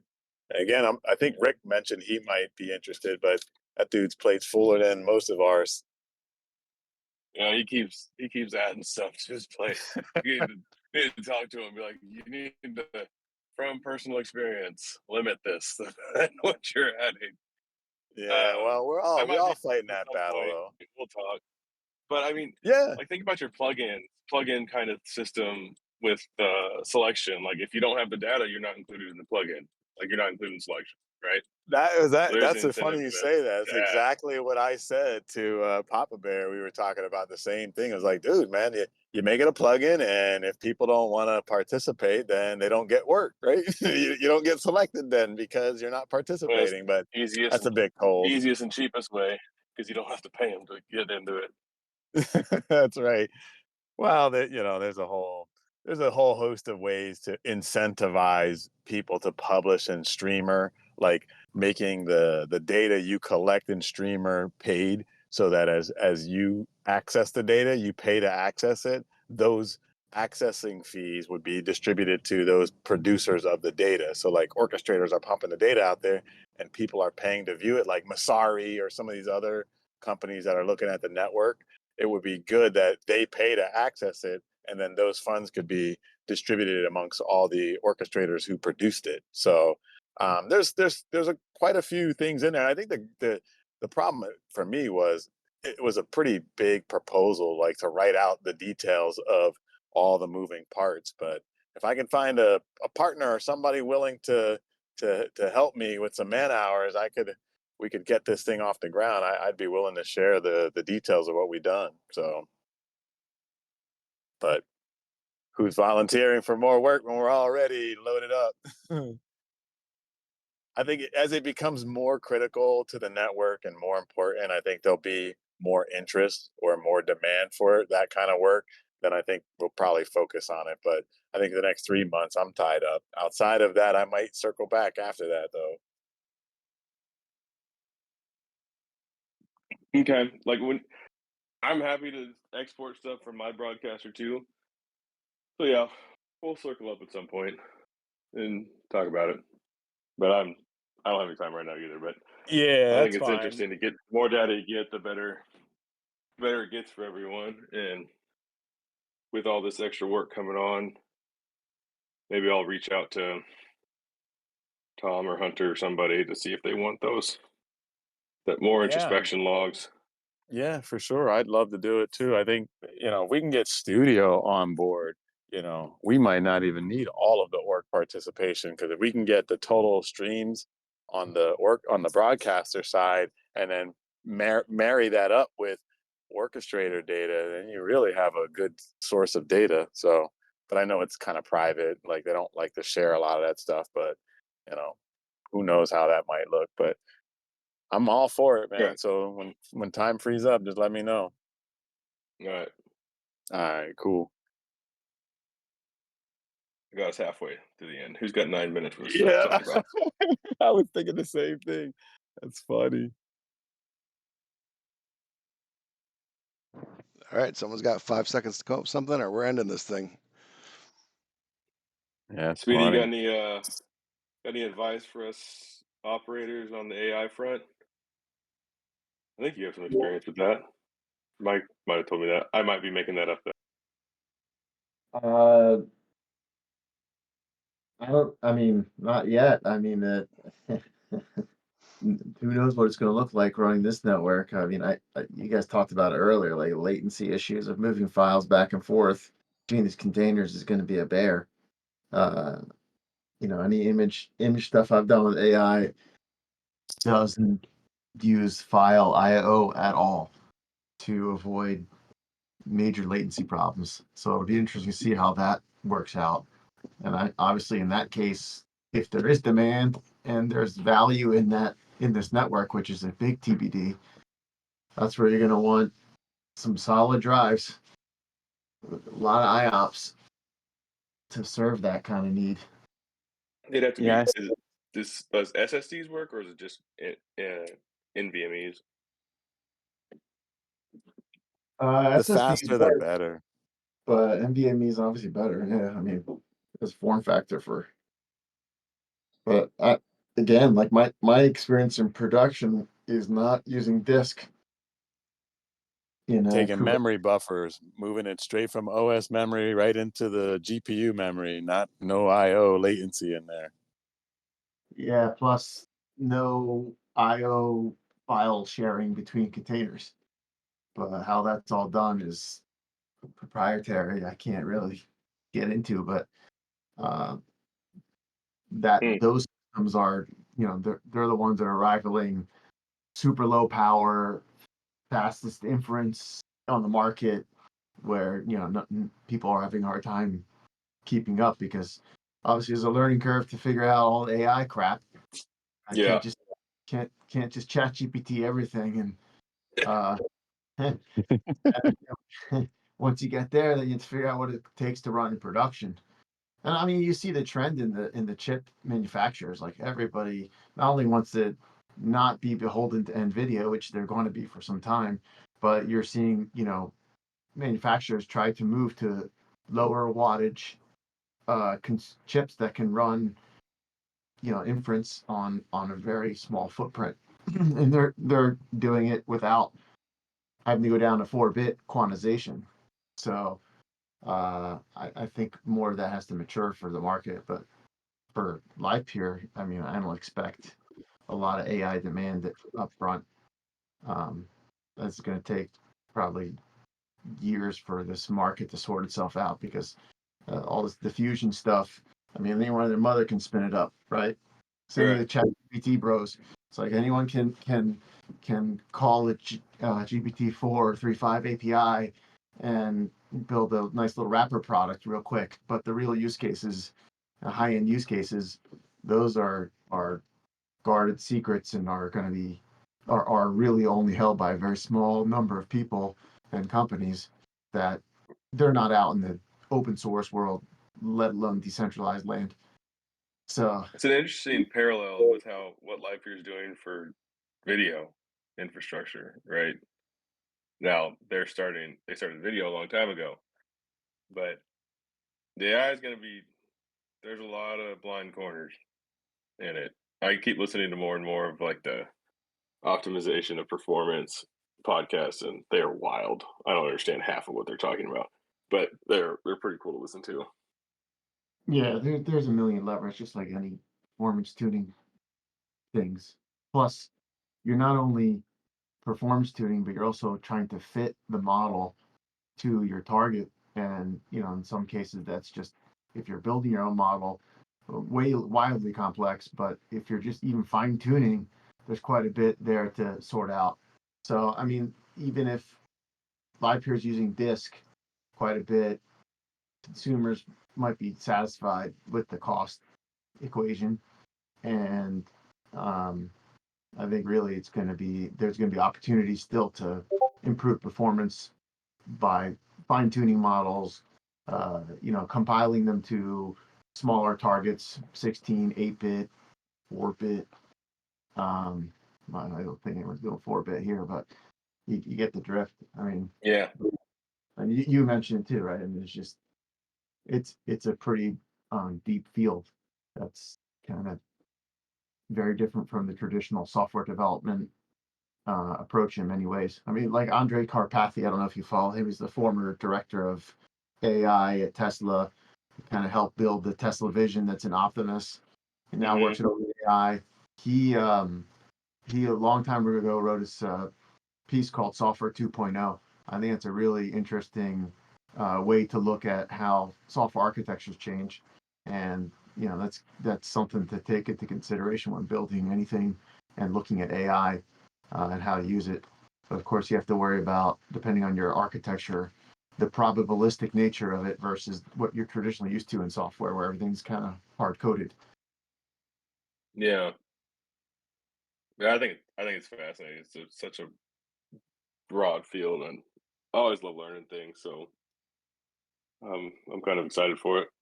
Yeah, I've been wanting to read more about this Morpheus project. I forget who dropped it in the Livepeer chat, but that's the decentralized AI compute.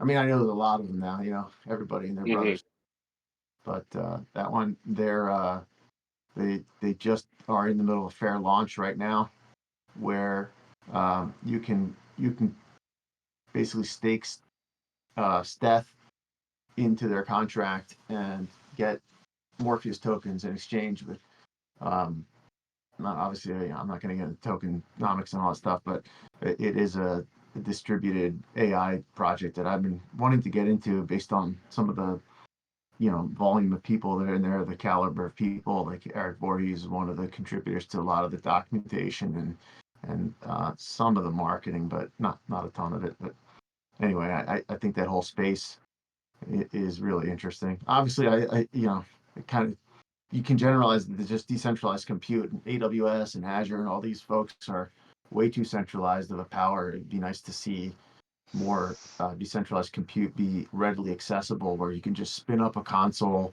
like Portainer or something on top of that just you can deploy a whole stack, not just transcoding, and not have to worry about a million different tokens and swapping tokens to pay for them and fluctuating prices across all these different services, across platforms and infrastructure and software.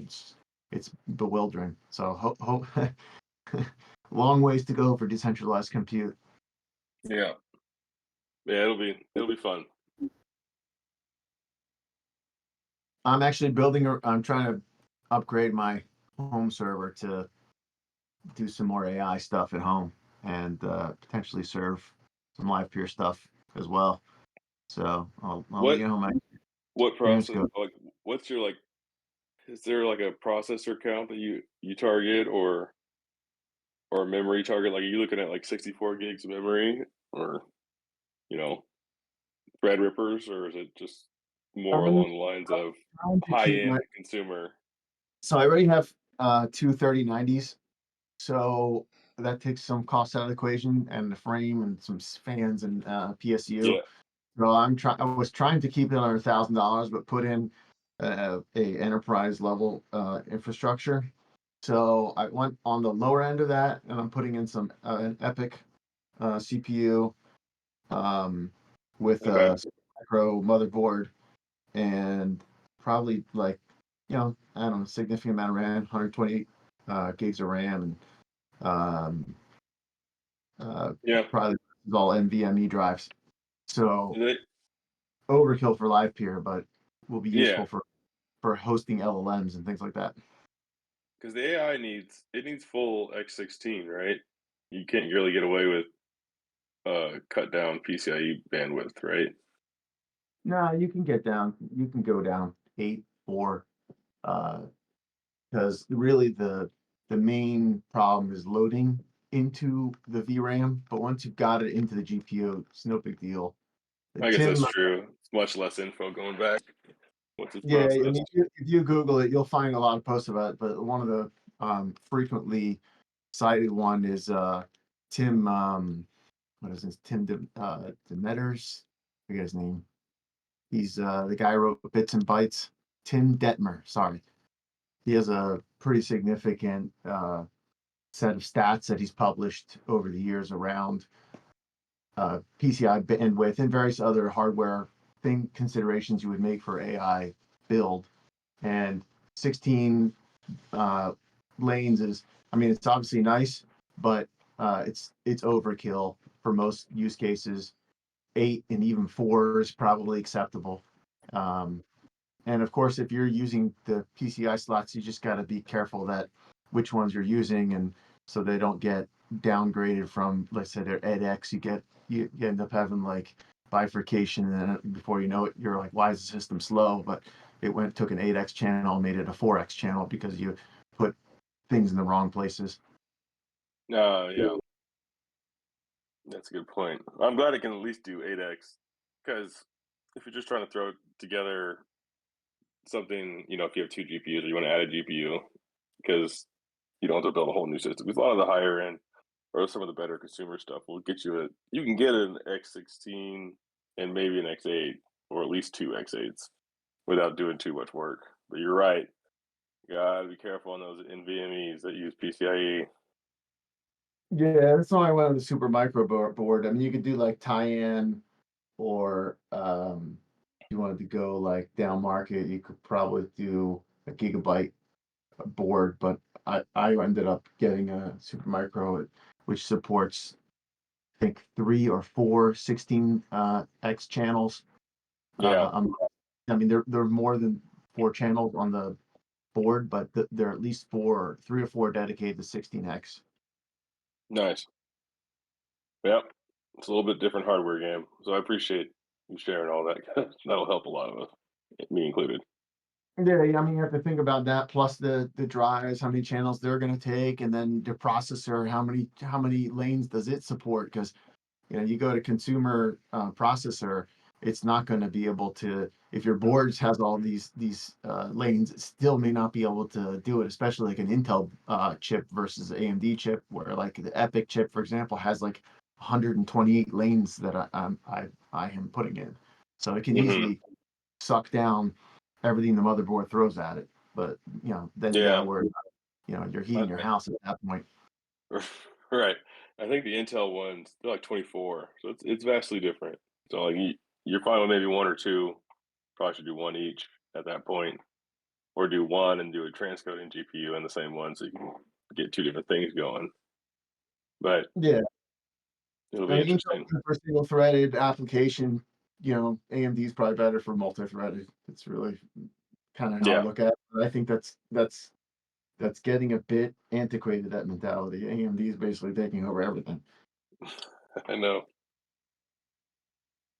And CUDA works fine with AMD nowadays, and so it's not really a big deal. They're interoperable, and they're not. A lot of people used to have problems trying to get AMD chipsets working with the NVIDIA GPUs, and it was a pain in the butt. But it's not longer the case.